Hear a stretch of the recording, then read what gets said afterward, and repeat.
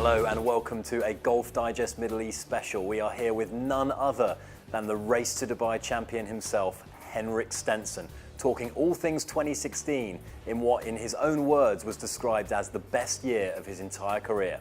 Henrik, thank you very much for joining us. Thank you. Was it a late night last night? Not too late, but you know, I had a few places to go, and then you start packing and trying to get in touch with the family in the US and so forth. So yeah, it was probably about 1:30 before we shut our eyes. But nothing too huge in the way of celebrations, or? No, not really. I'm not much of a drinker anyway, so yeah, we saved that for another time. Henrik, if you could just talk about your relationship with Audemars Piguet and what brought you two together as a golfer and a company. Yeah, I was contacted at the end of 2013 if I wanted to be part of the team, and I was very honored to get that request, and I jumped on board and been a member of Team AP ever since. So that's a great company. They do a lot for their customers. They make beautiful watches, as you know, and yeah, it's been some fun times. It feels like it's been longer than 3 years, but I've only been with them since beginning of 14, and I imagine that will be continuing for a few more years to come. So happy to be with them and be able to be out here and entertaining their clients and guests. And an enjoyable day here at the Els Club, despite the fact that it's been a long, hard season, I would imagine. Yeah, that might be a correct assessment.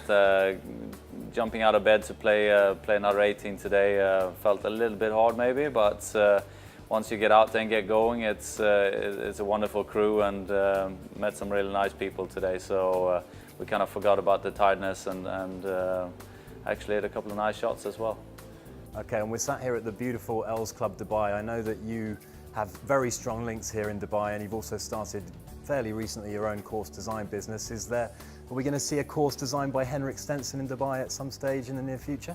I'm not sure. We'll see. That's something I've always been interested in, and as you said, I've started that up and have 1 or 2 projects going, and it's not something I want to do too much of while I'm still active playing, but still something I wanted to kind of start up and get my foot into while I was still active. So we'll take it on a fairly slow basis and see where it takes us. Okay, well, so much has happened in your year, and I know there's lots to look back on. The silver medal at the Olympics, the Ryder Cup, obviously your performances throughout the year, and the race to Dubai as well. But if we can look specifically at the Open and the performance there, which was for me one of the greatest golfing performances of all time. Have you had a chance to sit down with Phil Mickelson and kind of have a debrief, catch up, and sort of relive that day at Royal Troon?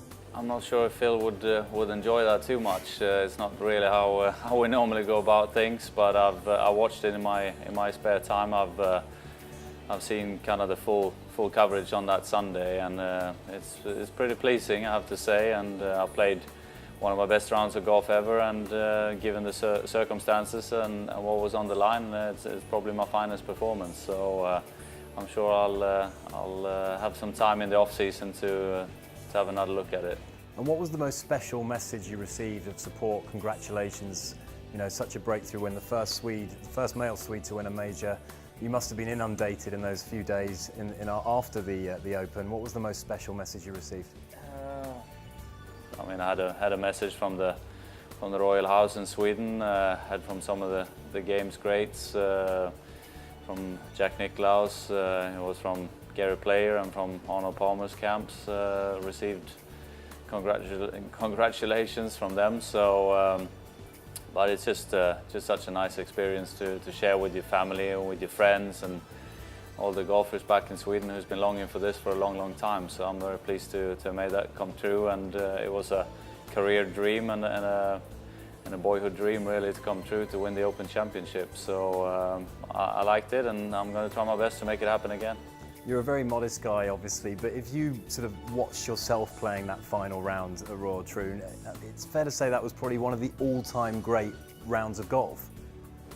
Yeah, it was an extraordinary day, and managed to break some records that's been there for a while, and you never know, they might be washed away next year, but they might stand for the next 30 years as well. So there was certainly some added bonuses to not just winning the Open, which was great in itself, but to set those records. And again, you have to be pretty much, you have to be two to tango, right? So without Phil pushing me to the edge, I don't think I would have played as well as I did. So he certainly has his part in it, and it's a very humbling experience to be mentioned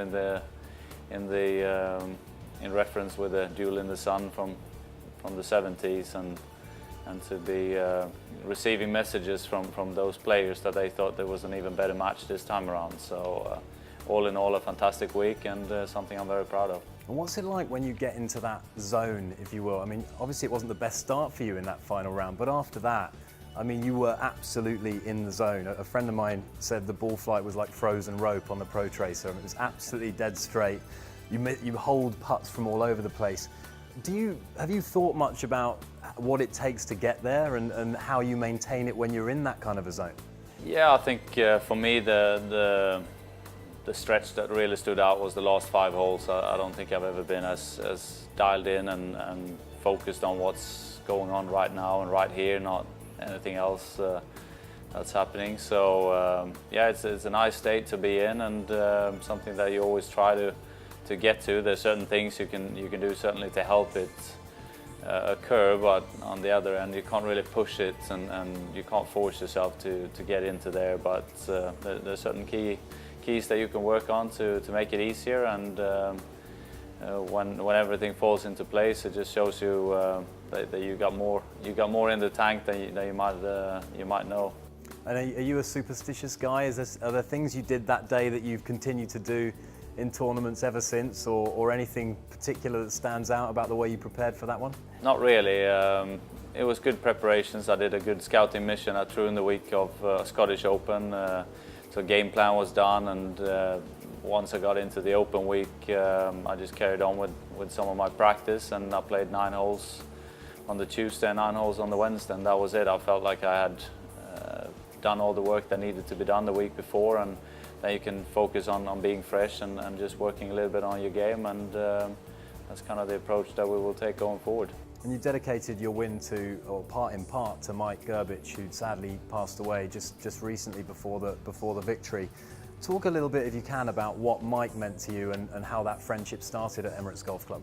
Yeah, it started back in the day. I think pretty much all of the European Tour knew Mike, and everyone at Henriks Golf Club certainly did. So no, he was kind of a center point, a center figure at Henriks Golf Club, and very friendly, and just a great guy. He loved his golf, loved to play golf, and spent a lot of time at the club. So and over the years we got close to Mike and his family, and yeah, it was very sad news to receive that week. I knew that he'd been battling cancer for quite some time, and we always kept in contact, but it all took a turn for the worse very quickly there, and sadly he passed away that week of the Open.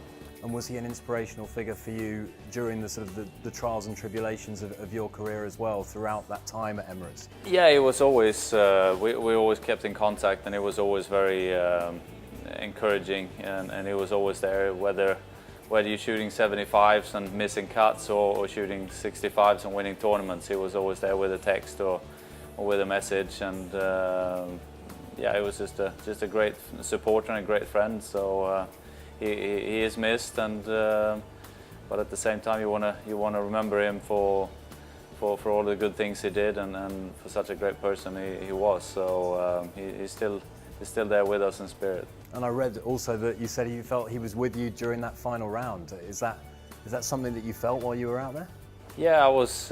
It was sad times that week when he passed away, and someone put a message out, you know, go and win the Open for Mike, and I was like, yeah, I'm gonna try my hardest, and you know, it might have been the one thing that made a little bit of a difference there. When you play for someone else, you play with a purpose, and I'm sure that helped me. And if there is divine intervention, then that was certainly one of those cases.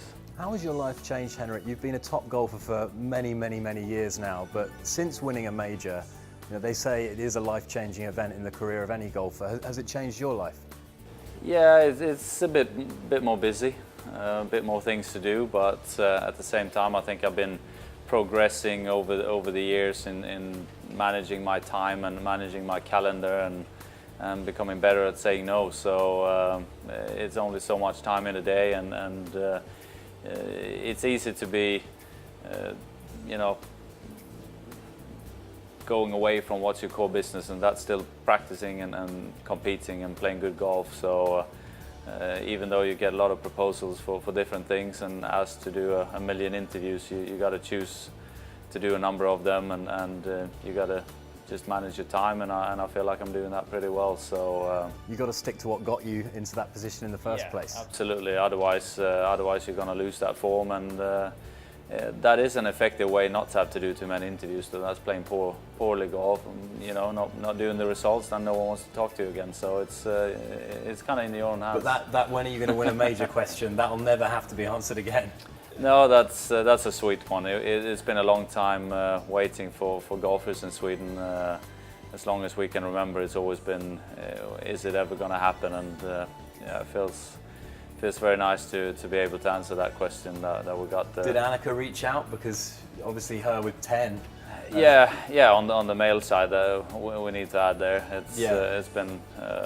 I don't know if we got 5 girls who won majors or something, 5 or 6, something like that on the female side. But nice to have got that first one, and now we can focus on getting a second one. Okay, just interested for the sort of budding sports people who are listening tonight. What would be your #1 fitness tip? Because you're obviously in prime shape at the age of 40. Still hitting it as far as you ever did. Your #1 fitness tip, and then your #1 tip for sort of having a strong mental game that you showed at Royal Troon. Well, in terms of fitness, I think when you're out on tour and it's quite busy, you're not going to get 2-hour gym sessions in. So it's the little short sessions, even if you only got 15 minutes. Pick out a few exercises, and it's mainly, for me, it's core, it's back, it's glutes, shoulder stability, and also I got some issues with my knees, so I do a little bit of extra on them. But those kind of normal key areas, and just do it. You don't need to spend an hour or two. Just make sure you maintain it and just not go backwards. That's the important thing for me when I'm out on tour and out traveling. And in terms of mental tips, I think really, decision making, making clear, good decisions. That's always key. And then you just gotta trust it and go with it. And you can always learn from your mistakes. But if you're not making any decisions and not committing to them, then you don't really have anything to evaluate. So, pick your shot, pick your club, and go for it. And then you'll find out afterwards if it was the right one or not. You can't really doubt it throughout the process of hitting the shot. So I guess that would be simple enough. Okay, well, a couple of quick fire questions if I can, just to finish off. What's your favourite show on Netflix? Right now I'm watching Marco Polo. Okay. In terms of shows, I watched pretty much all the Game of Thrones, like that one. But Marco Polo would be the one. I like Vikings as well. Okay, and favourite thing to do with the kids? Play soccer, hang out by the pool. Favourite meal? A steak. Just steak? Yeah, a good steak. Well, all the stuff that goes with it, of course, but a nice fillet or nice sirloin. Okay, perfect. Best friend on tour? I'm pretty good buddies with Justin, despite him beating me at the Olympics. So we catch the odd dinner and travel together at times, and anyone that you played with over the years on the Ryder Cup team, the guys that you kind of grew up with out on tour, and some of the other Swedes as well. So I got a pretty good bunch to choose from. Okay, and dream dinner party, if you could invite 4 guests, past or present, who would it be? Well, I never got to play golf with Jack, Gary, and Arnie, so why not invite them then for a sit-down meal? Nice. Okay. Last round of golf in your life. What course would you choose to play? Whew. I will take St Andrews then. St Andrews. Yeah, Good choice. Can't really go wrong with that one. No, home of golf, Yeah. the spiritual home. And finally, if you could just finish this sentence, Henrik Stenson in 2017 will. Henrik Stenson in 2017 will hopefully win another major. Perfect. Well, thank you so much, All Henrik. right. Thank you very much.